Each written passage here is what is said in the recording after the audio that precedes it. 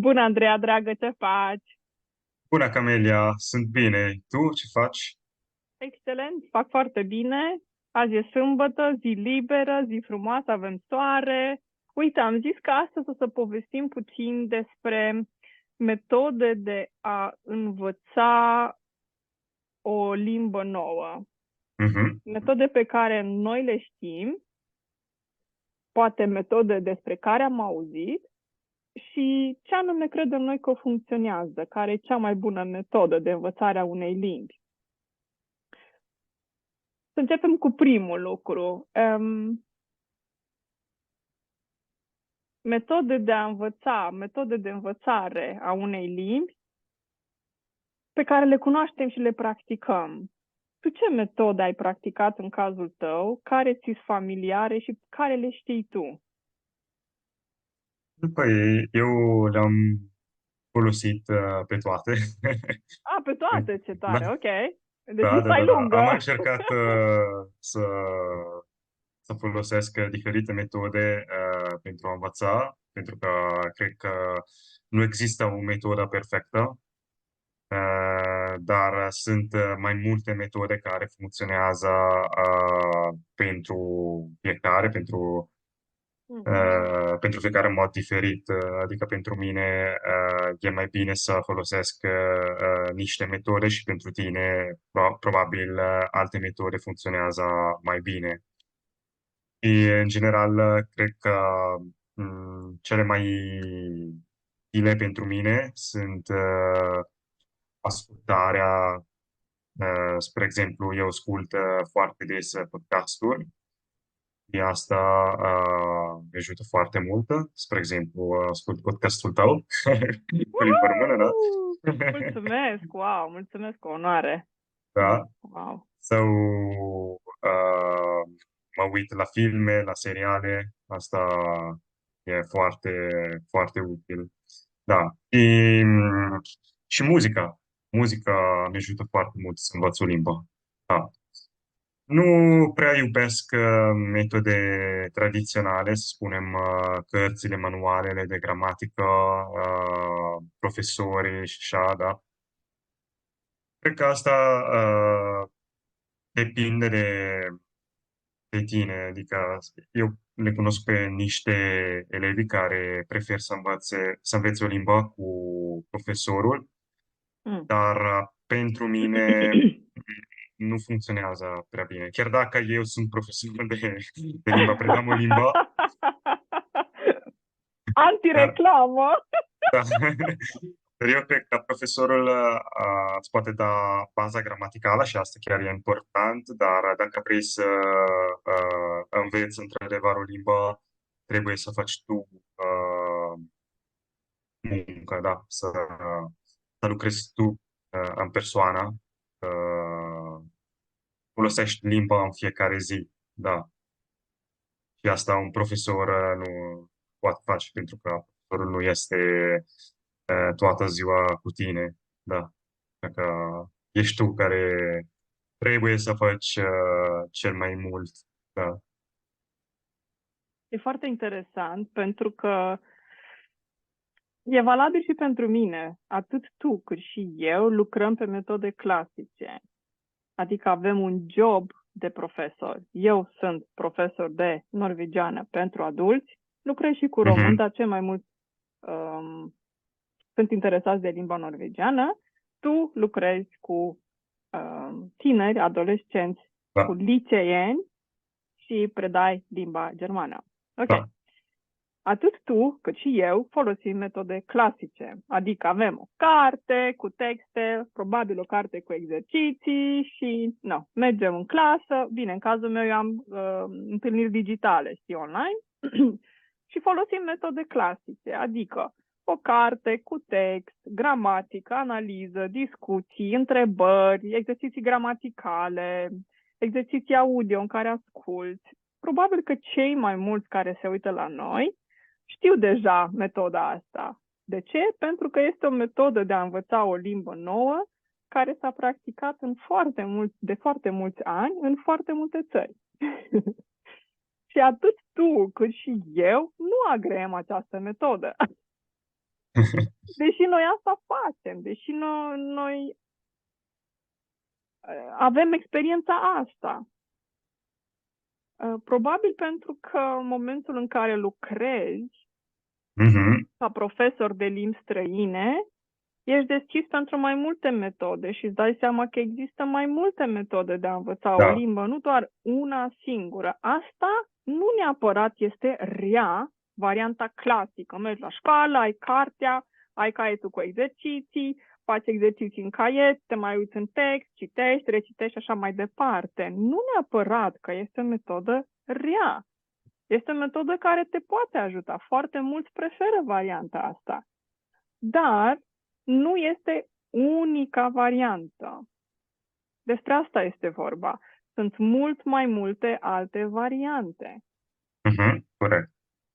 În cazul tău, care a fost varianta pe care tu ai aplicat-o când ai învățat, de exemplu, limba română cu mulți ani în urmă? Mai ții minte cum a fost în cazul tău? Da, eu cred că în cazul limbii române m-a ajutat foarte mult muzică, mai ales, da, pentru că eu am încercat, am început să învăț limba română ascultând muzica, care uh, am găsit din întâmplare pe YouTube și mă duc aminte că întotdeauna traduseram versurile, da, și memoria mea e destul de bine, așa că e destul de bună, da, așa că n-a fost dificil să învăț cuvintele, da, să le rețin. Și asta mi-a ajutat foarte mult. Apoi aveam niște prieteni din România cu care puteam să practic tot ceea ce învățam. Dar eu cred că inputul principal a fost muzică, da. Și apoi poate am început imediat să citesc online ziarele, spre exemplu, da? Și asta se poate face când limba ta maternă semănă foarte bine cu limba pe care o înveță, e ușor de făcut. Adică eu sunt italian, așa că nu este prea dificil să citești în limba română de la început, da? Pentru că niște cuvinte se semănă și le înțelegi paradicțional. Așa că este posibil. Chiar dacă înveți chineza, nu ar fi posibil, dar în cazul meu, da, a fost posibil și m-a ajutat foarte mult. Da. Tu pe vremea aia, vorbeai deja franceză și spaniolă, de exemplu. Franceză nu, dar spaniolă, da. Spaniolă și portugheză, da.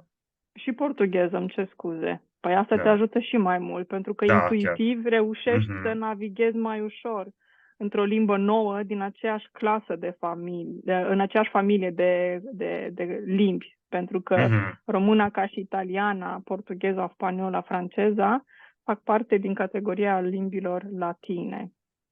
Și atunci este Da, mult mai corect. ușor să navighezi. Structura unei propoziții este mai asemănătoare, de exemplu.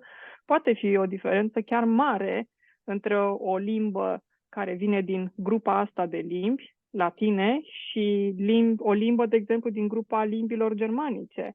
Foarte interesant. Observ diferențele astea pentru că nu stăpânesc toate limbile din limbile latine sau limbile germanice, dar știu, de exemplu, două germanice, știu vreo două din limbi latine și atunci înțelege mai ușor să îmi dau seama de structură și intuitiv să navighez Mhm. printr-o limbă, pentru că te ajută foarte, Da, foarte mult când ai un astfel de bagaj. Și cei care se uită la noi trebuie să înțeleagă că atunci când înveți limba română, este o limbă poate cea mai dificilă dintre limbile latine, ca și structură. Stufoasă, mai complexă, care are cazuri. da. Anyway, e un pic mai complexă și e mai veche, ok? Și atunci când voi, dragilor, învățați limba română, o să vă ajute să învățați o altă limbă latină care este mai ușoară decât româna și o să faceți niște conexiuni. Tot timpul? Nu. Dar, în mare parte, va fi ușor să identificați cuvinte din, uite, vocabular legat de familie, Mhm. mâncare, prieten, de exemplu, sau mai știu eu ce, transport, ok? Va fi ușor să identificați unele lucruri. Ceea ce înseamnă că faptul că cei care se uită la noi învață limba română și ajung, să spunem, la nivel B1, B2 și ajung poate C1, C2, o să fie mai ușor să înveți după aia spaniolă sau italiană sau portugheză sau, am uitat ceva? Mai sunt mai multe, mai micuțe în categoria limbilor latine, dar astea sunt cele 5 mari, știi? Și atunci e foarte, foarte bine. E minunat, zic eu. Că mulți dintre cei care învață limba română, nu toți, dar sunt mulți care învață doar limba română și știu o limbă latină. Înțelegi? Mhm. No. E foarte interesant. Asta vreau să spun, că amândoi suntem profesori de limbi străine, dar preferăm alte metode de a învăța o limbă străină în viața noastră privată decât ceea ce facem la școală. Pentru că am explorat mai multe metode, poate că le-am testat, poate că am citit, poate că Mhm. ne-am informat, pentru că e domeniul nostru și ne simțim ca un pește în apă atunci când aplicăm metoda care e ok pentru noi. Acum, revenind la primul lucru pe care l-am spus eu, metode pe care le știm. Știu că în cazul tău, inițial, ai vorbit de metoda asimil. Da. Poți să ne spui câteva lucruri despre asimil, după aceea o să vin și eu cu câteva metode pe care le știu eu?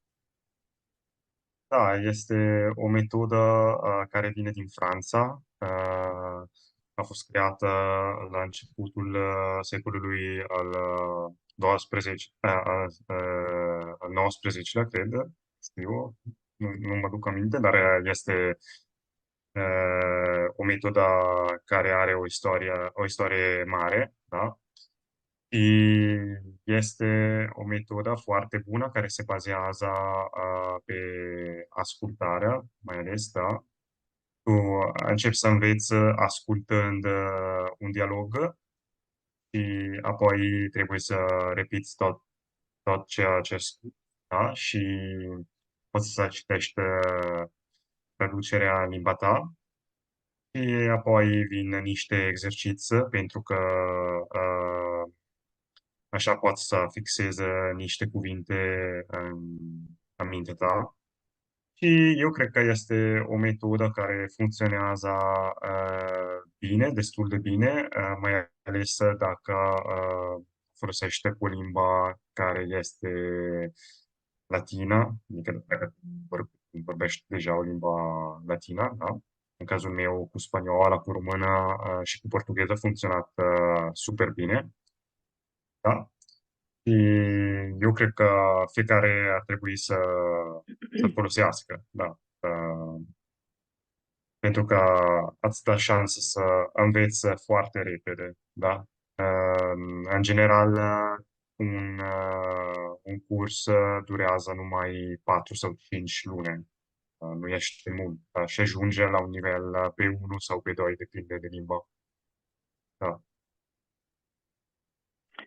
O metodă asemănătoare unde te ridică la nivel B1, B2 în 6 luni ar fi și sugestopedia. Este o metodă creată de un psihiatru bulgar, a lucrat în psihiatrie și a adaptat metoda de a învăța o limbă inspirat din ceea ce făcea el la muncă cu pacienții lui. Și metoda asta, de exemplu, se bazează pe a stimula mai mult pe partea emoțională, empatică, cum se numește, un student sau un om interesat de a învăța o limbă. Și are câteva metode. Astea sunt chestii mai vechi, nu știu dacă se mai practică foarte mult astăzi. Se creează un ambient în care pui în fundal o muzică foarte relaxantă. 2. E un profesor cu niște studenți și se repetă iar și iar și iar niște propoziții. Tu, ca și student, îți iei un rol. E ca și la teatru. Tu nu mai ești tu, ci joci rolul unei persoane.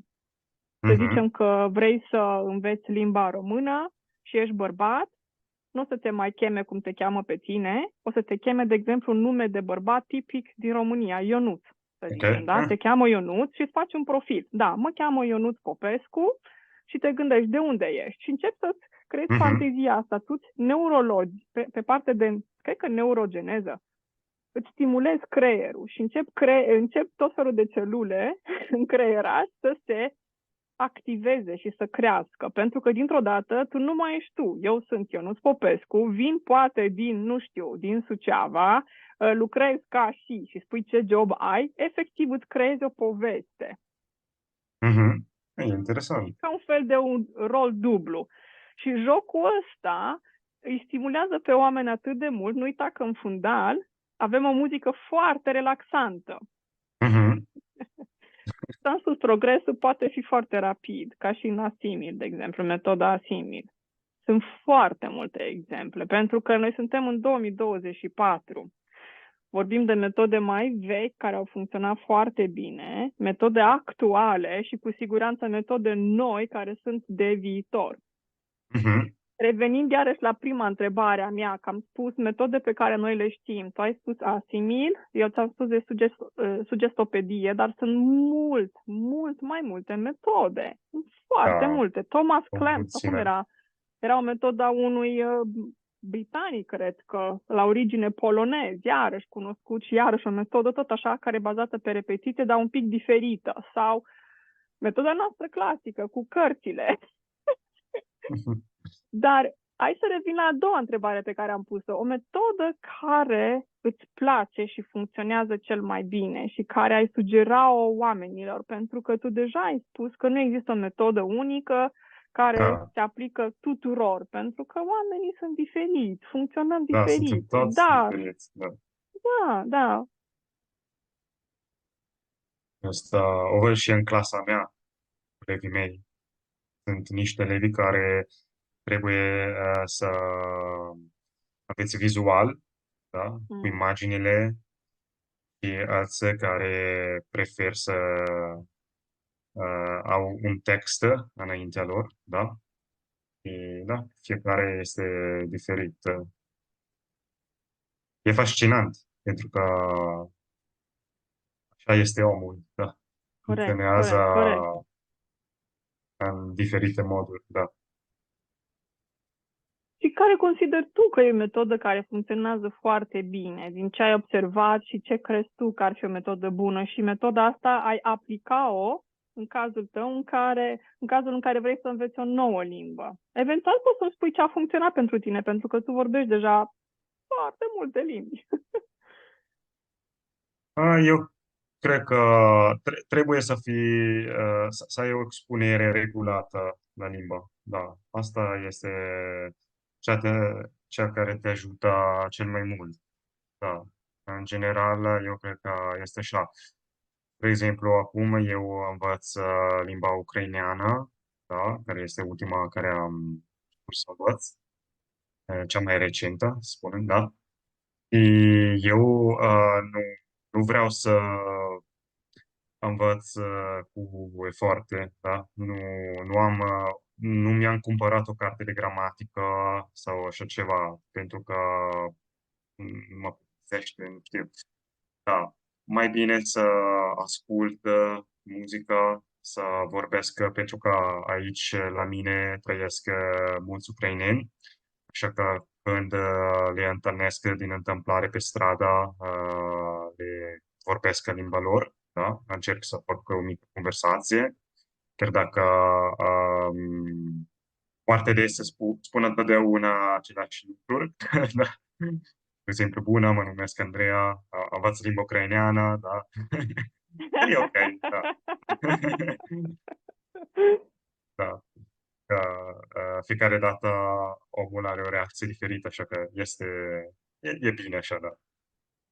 Și eu cred că așa e ok, da. Când am timp și mi-e chef, mă uit la un video pe YouTube, la limba ucraineană, chiar dacă nu înțeleg, nu nu este o problemă. Da. Eu cred că sunt convins că cu expunerea înveți. Poate că trebuie un an, 2 ani, nu știu, dar e ok pentru că nu sunt grăbit.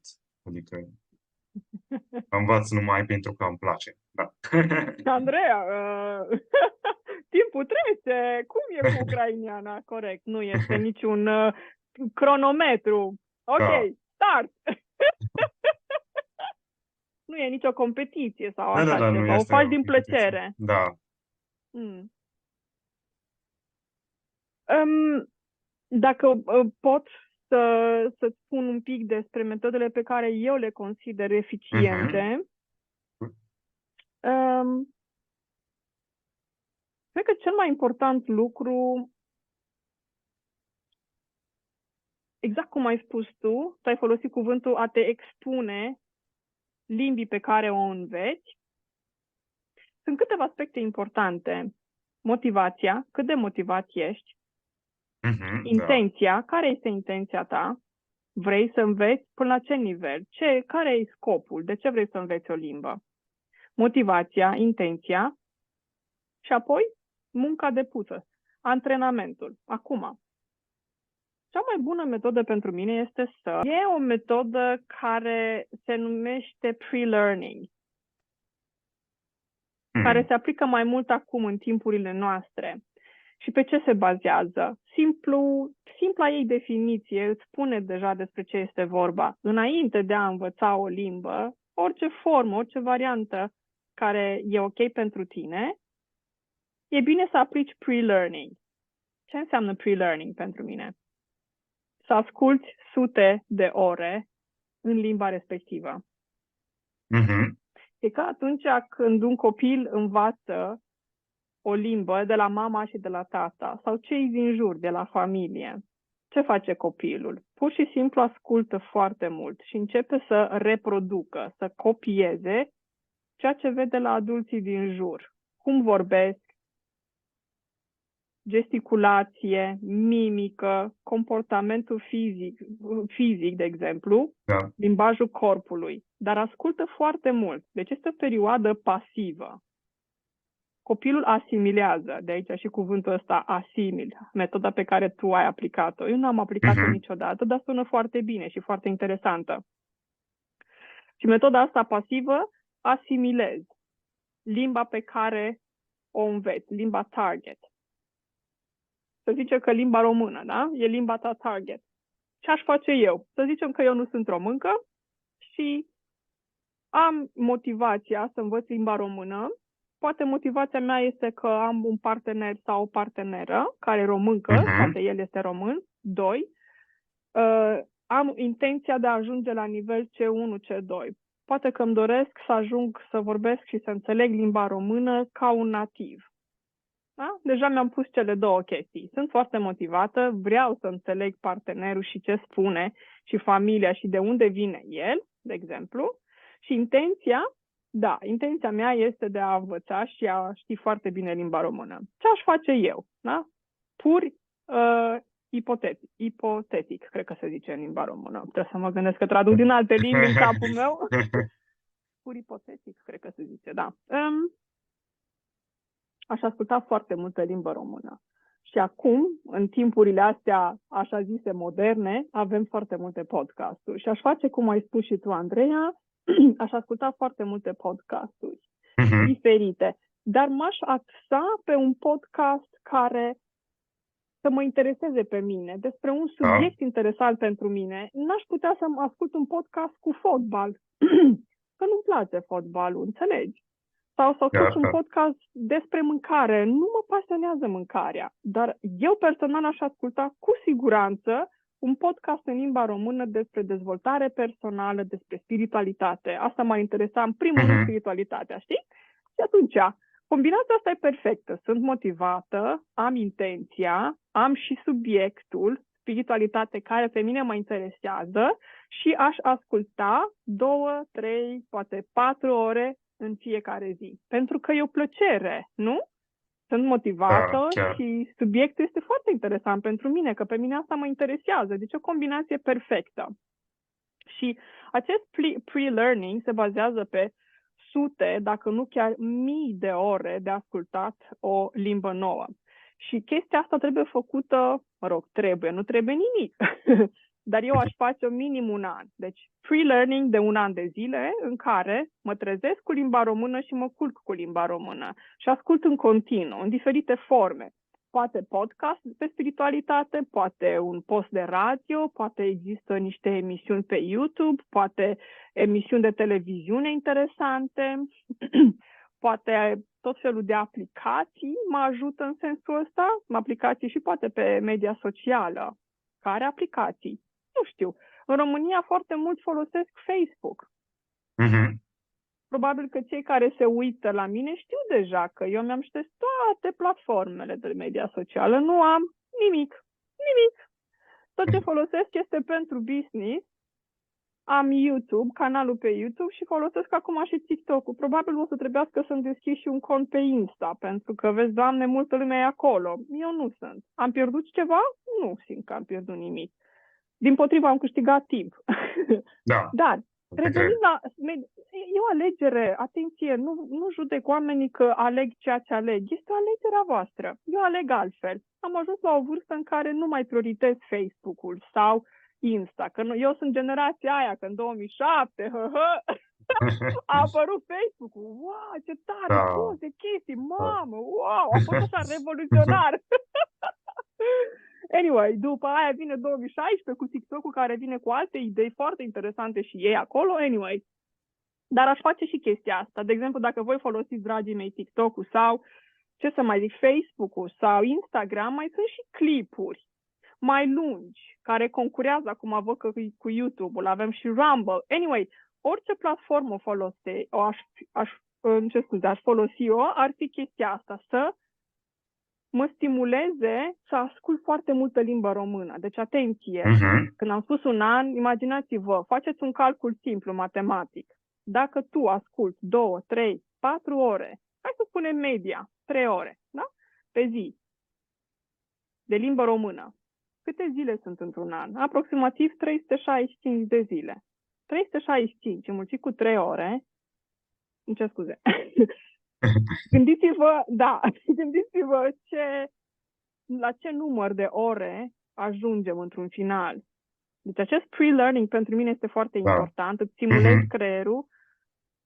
Deja creezi baby neuroni bebeluși, putem să-i spunem, și te stimulezi foarte mult. Asta și chestii legate de neurogeneză. Nu sunt expertă, dar am înțeles că sunt minunate, că noi practic suntem într-o expansiune constantă, noi nu ne oprim, deși ni se spune că dacă ai 90 de ani nu poți să înveți o limbă ca atunci când ai 2 ani. Da și nu, e relativ. Depinde cine la 90 de ani, ce om vrea să învețe. Pentru că dacă focusul tău este doar limba română și ai 90 de ani, vă garantez că puteți să învățați o limbă română într-un an sau 2 mai bine decât un bebeluș. Că bebelușul nu are expunerea și vocabularul pe care un om de 90 de ani o are. Deci totul e cumva relativ. Cei mai multe o să spună că nu e adevărat. Da, pentru că este o paradigmă pe care ați creat-o în viața voastră. Job la birou, de la 8 la 4, mă rog, de la 9 la 5 în funcție de țară, eu am lucrat de la 8 la 4, da? S-a creat un paradigmă, o realitate. De luni până vineri mă duc la job de la 8 la 4, am timp după ora 4 pentru copii, grădiniță, activități, sâmbătă și duminică mai am puțin timp. Este foarte greu într-o astfel de situație să mai implementezi și limba română constant, pentru că sunt multe alte responsabilități. Mașina s-a stricat, facturile trebuie plătite, câinele s-a îmbolnăvit, trebuie să fac aia, trebuie să sun pe cutare, trebuie să trimit e-mail-uri. E o lume dintre asta în care e foarte greu să navighezi, pentru că e un stimul dintre asta constant, dar chiar și un stres. Și înțeleg de ce foarte mulți ajung să fie chiar depresivi. Pentru că... Și atunci, cum ajungi să mai și înveți în toate chestiile astea, să mai înveți și o limbă? Unii reușesc, dar nu este ușor. Fiecare își alege o viață. Am trecut prin chestiile astea și de-aia astăzi aleg diferit. Întrebare, învăț o limbă străină în ziua de astăzi? Eu personal nu. Tu, da, Andreea, felicitări, înveți ucrainiană. Eu nu învăț o limbă străină. Eu învăț să mă cunosc pe mine. Felicitări și ție. E interesant. și citesc foarte mult, fac discipline, practic niște metode zilnice, deci există altceva pe care o fac, dar când vine vorba de limbi străine, asta am făcut, că eu am terminat facultate de limbi străine. Mhm. Am studiat limbi străine în liceu și fac parte din evoluția mea. Că acum, în 2024, aleg altceva, asta este un alt lucru. Este o evoluție firească, naturală a lucrurilor în viață. Dar am experiența asta de, cât să fie, 13 ani ca profesor de norvegiană pentru străini, de altfel, și pot să vin cu niște inputuri, cu niște idei. Mhm. Este Da. foarte interesant că la un moment dat ajungi să înțelegi imediat cu cine ai de-a face. Am lucrat cu foarte mulți adulți din întreaga lume și deja, de exemplu, dacă îmi vine cineva, un adult, care este foarte bun pe partea reală, este fizician, chimist, mai știu eu ce, biolog și de astea, foarte greu cu pronunția la oamenii ăștia. Este ceva teribil. Zici că când deschizi gura, zici că au 7 pietre în gură nu reușesc. Sau pentru că ei trebuie să înțeleagă logic. Sau am alții, oameni foarte simpli, statut social foarte simplu și foarte modest, ei vorbesc non-stop, fac 1.000.000 de greșeli, dar îi reușesc să înțeleg pe ei. Și ei mă înțeleg pe mine. Am avut la un moment dat o elevă într-o grupă cu niște studenți cu ceva ani în urmă. Iai, vorbea non-stop, nu se mai oprea. Este foarte, foarte simplă, dar ea a câștigat și ea a și luat examenul de norvegiană pentru că a vorbit foarte mult. Da, făcea greșeli, dar o înțelegeam și am înțelegea pe mine ca profesor. Ea a fost foarte relaxată. Atenție, dragilor, și ideea asta de a fi relaxat este foarte important. Da, Diana foarte este important. extrem de cerută și este o limbă care este cerută de foarte multe ori pentru că oamenii lucrează în Norvegia. Ei nu neapărat au motivația asta, vai, ce limbă deosebită, o iubesc foarte mult și vreau să învăț. Sunt și dintre ăștia, dar sunt mulți cu care am lucrat eu, nu au încotro, nu au de ales. Trebuie să învețe norvegiana și atunci este o muncă teribilă. Și pentru ei și pentru mine ca profesor. Pentru mine ca profesor trebuie să sparg o gheață, un zid, pentru că ei nu vor să învețe, dar eu trebuie să-i motivez cumva. Știi ce spun? Și foarte greu. Da, Am înțeleg. alții care sunt foarte motivați și învață foarte ușor pentru că mai știu câteva limbi. Deci deja, știi, uite, cu mulți ani în urmă, Doamne, sunt foarte mulți, Jesus. Anyway, sunt mulți ani în urmă, pe la facultate, așa, lucram la cafenea. Muceam undeva în Oslo și după o perioadă, câteva luni, cred că 6 luni, mă uitam doar pe ușă să văd ce client intră pe ușă. Mă crezi că reușeam să scanez din cap până în picioare profilul lui? Adică știam ce fel de cafea vrea, cum o vrea, cât de tare, cât de slabă, dacă vrea aici sau take-away, totul, îți spun, este ceva fenomenal, pentru că o ai în sânge, a avea în sânge vine natural, înțelegi? Așa și ca și profesor. Am lucrat 13 ani ca profesor. Da, voi trebuie să munciți. Profesorul doar vă ghidează. Eu ce le spun de foarte multe ori, oameni dragi, nu vine nimeni să vă deschidă capul și să vă toarnă limba română. Ci pur și simplu voi trebuie să investiți și să prioritați limba română în diferite forme. Sunt aplicații pe mobil. Eu, de exemplu, mai verific niște forme verbale în spaniolă. Înțelegi că am o aplicație și mă uit să văd, se zice așa sau se spune așa. Și care e forma corectă? Că nu am învățat neapărat tehnic cum predau eu la elevii mei, știi? Da.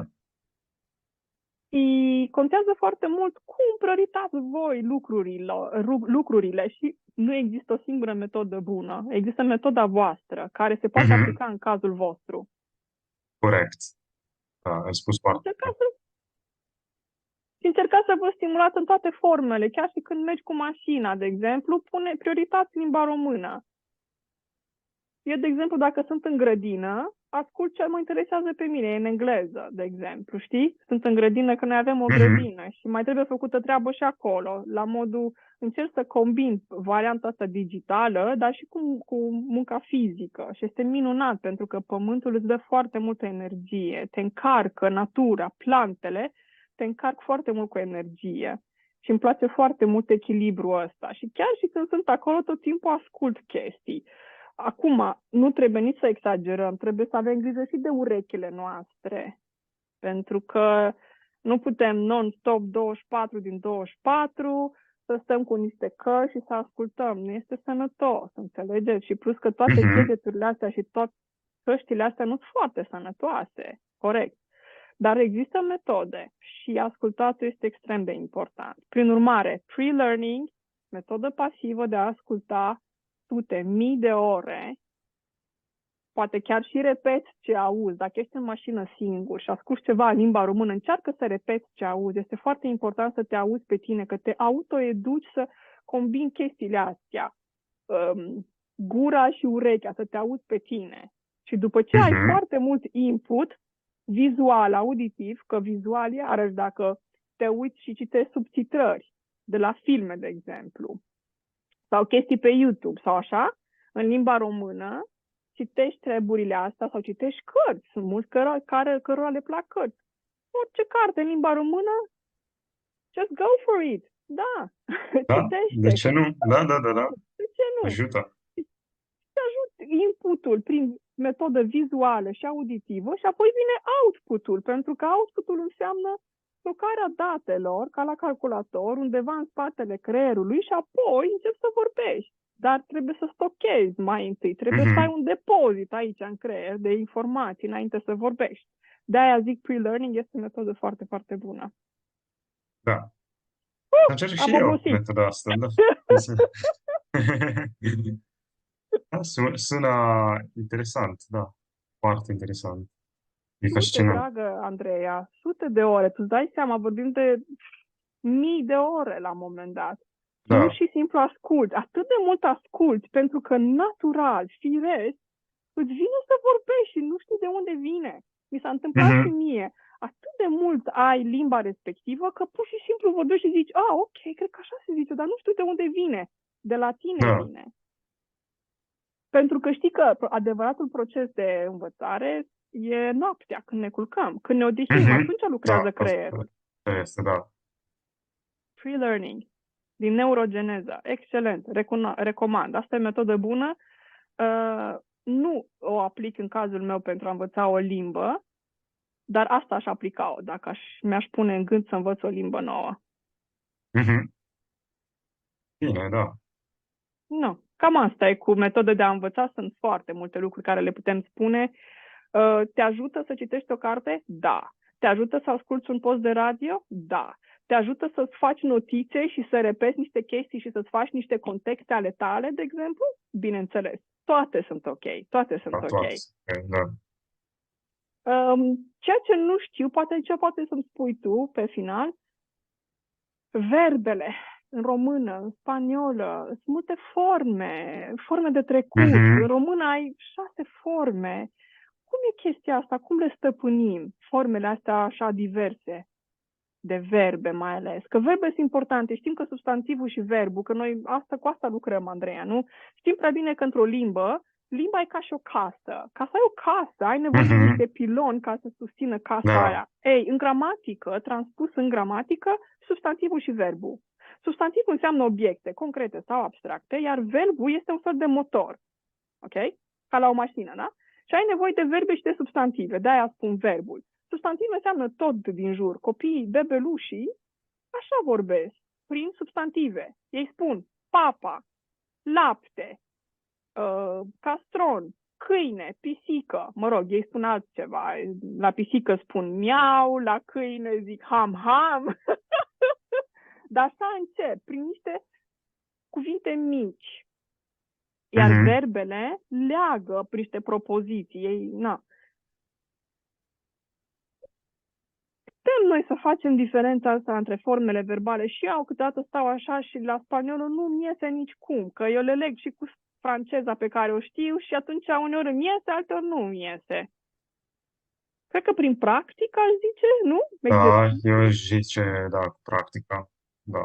Hmm. Este singura metodă. Hmm. Pentru că foarte des verbele astea sunt neregulate, așa că nu există o regulă care poți să le folosești întotdeauna corect. Eu cred că numai cu practică, da, și cu un pic de noroc. Spune, da. O mică ruletă. Da. Încerci până ți iese. Corect. Și asta e o variantă. Și Da, o și, chestie. mhm. Scuze, nu te-am întrerupt. Da, și cel mai important, cum sună verbul. Pentru că uneori îți dai seama tu însuși că sună bine așa sau nu. Da, așa că asta este important, să ai încredere în urechiul tău. Spunem Corect, așa, să ai da. încredere în urechile tale, în urechea ta. Da. Verbele, apropo, să știi că în foarte multe limbi terminațiile îți spun ce verb este. Terminația de la infinitiv. Asta învățăm la Da. În gramatică. italiană, spre exemplu, da. Înțelegi? Atunci ai niște reguli, dar sunt și verbe care nu respectă regulile astea și se numesc verbe neregulate. Dar ultimul lucru pe care vreau să spun, greșelile. Măi, nu știu cum e în cazul tău, Andreea, tot timpul am probleme cu femei, mai ales bărbații nu neapărat. Ei sunt așa, mai ok, mai chill, mai relaxați, dar femeile, în mare parte, sunt foarte stresate să nu care cumva să facă o greșeală. Zic, draga mea, e ok. E Da, ok, e dă-ți super ok. drumul. Dă-ți drumul, vorbește. Am cazuri de femei, deci vorbim de adulți aici, efectiv refuză să vorbească pentru că fac greșeli și zic, este absurd. Toată lumea face greșeli. Dimpotrivă, învățăm din greșeli și ni le aducem aminte mai ușor. Deci, dragele mele care vă uitați aici, și bărbați, nu contează. Din experiența mea, foarte multe femei au avut problema asta cu ele, nu cu bărbați atât de mult. Bărbații zic câte o perlă și ei sunt ok. Dați-vă drumul și faceți greșeli, dragilor, faceți greșeli. Că, uite, de exemplu, la elevilor mei le spuneam, măi, credeți-mă că și un norvegian care învață spaniolă face greșeli. Foarte multe. Sigur, pentru că da. Da, și învață din greșeli, este normal. Dați-vă drumul, vorbiți, puneți întrebări, încercați. Acum am observat și anumite zone ale lumii și anumite țări, cu cât sunt mai diplomați oamenii, cu atât le este mai greu să-și deschidă gura, vai, să nu fie judecați, să nu fie criticați și să nu cumva să facă vreo greșeală, să se simtă ei inferiori. Uitați de toate regulile astea sociale toxice, nu vă ajută. Vorbiți. Întrebați. În România, ăsta e un avantaj pentru voi. În România puteți să întrebați. Nu vă supărați cum se spune corect. Voi cum ziceți? În Norvegia nu se întâmplă chestia asta. Oamenii nu te ajută în felul ăsta pentru că nu vor să te supere. Să semnalizeze că ai spus ceva greșit. Înțelegeți? Da. Deci în România sunt așa, mai direct românii. Deci dacă aveți posibilitatea să vorbiți, dragilor, cu cineva limba română, pur și simplu vorbiți. Fiți deschiși și cu inima curată și atunci energia asta o să atrageți. Nu o să atrageți nu știu ce oameni români răi, că sunt și români care nu sunt ok. Înțelegeți? Vorbiți pur și simplu, întrebați. Veniți în România, vorbiți doar în română. Am oameni, eu vin în România, dar vorbesc doar germană și mă duc doar în zona aia unde se vorbește germană. Hello! Ești în România, mănâncă mâncare românească, vorbește românește. Eu când mă duc în Thailanda asta fac, înțelegeți? Da, chiar sunt de acord cu tine. Și apoi trebuie să spun că românii sunt foarte prietenoși. Nu se așteaptă că cineva vorbește limba lor. Așa că dacă tu începi să vorbești română, ei se bucură foarte mult și te ajută, da. Asta da. Apreciază foarte mult românul că îi vorbești limba. Este impresionant. Da. Încă mă duc aminte de când mersesem la o mănăstire în Bucovina, da, și acolo era o bătrână, da, și eu am început să vorbesc limba română și ea nu putea credea că era adevărat că un italian cunoaște limba română, da. Wow. E impresionant, este de ceva fenomenal. Nu sunt foarte mulți care vorbesc limba română, nu sunt foarte mulți care sunt interesați de România sau limba română și este un lucru mai rar în 2024. Probabil se vor schimba lucrurile în viitor, dar este fenomenal și de apreciat faptul că cineva e interesat de cultura ta, de limba ta și mai ales Da. îți vorbește limba. Este ceva wow. Să știi că și norvegienii aceeași atitudine o au, chiar dacă ei sunt bombardați de oameni, că au foarte mulți Mhm. emigranți față de România, dar și ei sunt, wow, vorbești norvegiană, așa de bine, wow, mulțumim. Și ei sunt impresionați, înțelegi? Da. Eu că am dispărut. Ai Nu mai dispărut, da. știu. Sunt momente cheie Da. în care trebuie să impresionăm într-o formă sau alta. Andreea este, Andreea nu este. Plăcere. Până bine, pa, pa. Pa, pa, pa, pa, pa.